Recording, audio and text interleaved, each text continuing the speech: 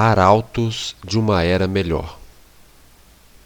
Com exceção do que acontecia entre os valdenses, a palavra de Deus estivera por séculos encerrada em línguas conhecidas apenas pelos eruditos. Mas agora chegara o tempo em que a Escritura deveria ser entregue nas mãos do povo, na sua própria língua.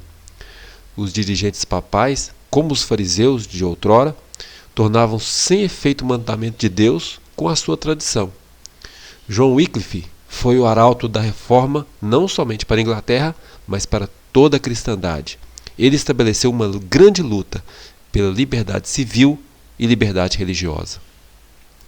Não havia poucos que alarmavam com a capacidade dos frades, cuja avidez parecia nunca se satisfazer.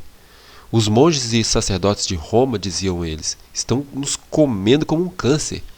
E para encobrir a avareza que eles tinham, eles diziam que estavam seguindo o exemplo de Jesus, dizendo que Jesus e os seus discípulos eram sustentados pela caridade do povo.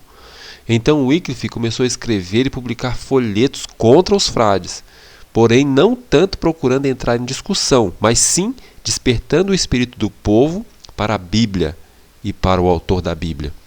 Logo os trovões papais se desencadearam contra Wycliffe, e 3 bulas foram expedidas para tentar fazer silenciar, entre aspas, o ensinador de heresias.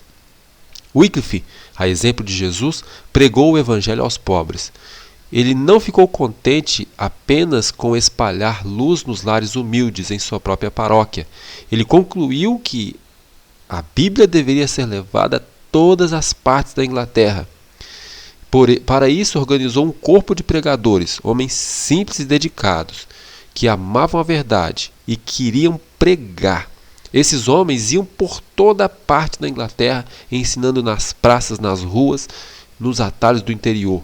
Procuravam os idosos, doentes e pobres e desvendavam-lhes as alegres novas da graça de Deus.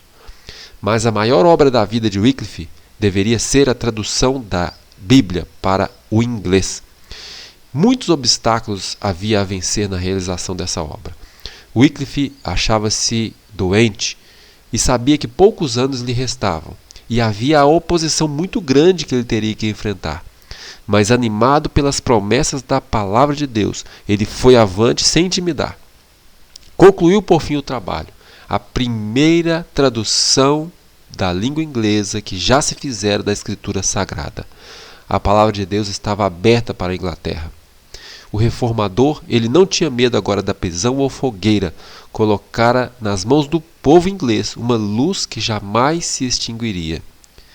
O grande movimento que Wycliffe inaugurou deveria libertar a consciência e o intelecto e deixar livres as nações que durante tanto tempo foram subjugadas ao carro triunfal de Roma. O estudo da Bíblia, ele enobrece a todo pensamento, como nenhum outro estudo pode fazer.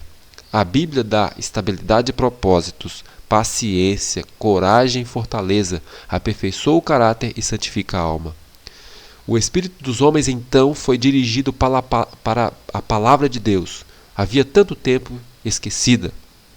A mão divina estava preparando o caminho para a grande reforma.